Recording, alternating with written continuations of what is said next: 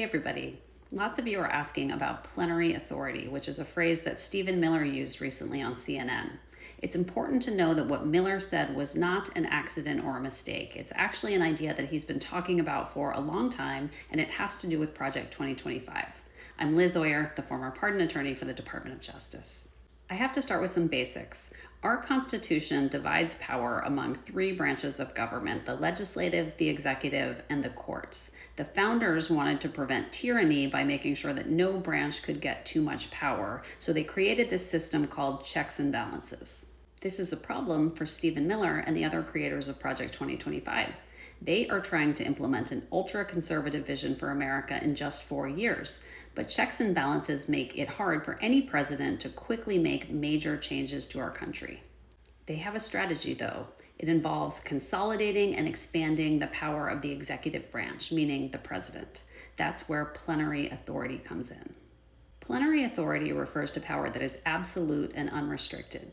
The only area where the Constitution gives the president plenary authority is over pardons. Presidential pardons cannot be reviewed by Congress or the courts. In all other areas, the president has to share power with Congress and the courts.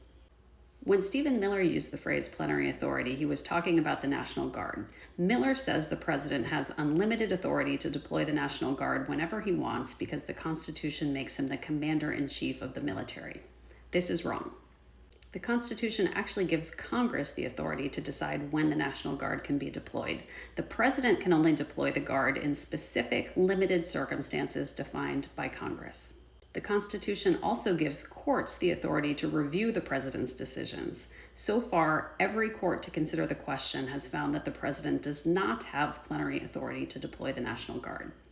The important takeaway is that Miller and his team are working aggressively to expand the powers of the president. They are intentionally testing the limits of checks and balances by ignoring Congress and the courts. This is how they are implementing Project 2025.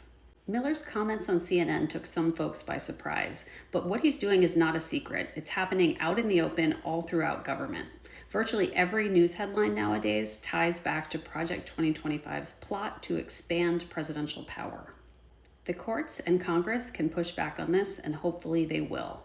But remember, we the citizens are the last line of defense for our democracy. We can demand more from our reps, and we can vote out of office all those who support empowering an autocratic president.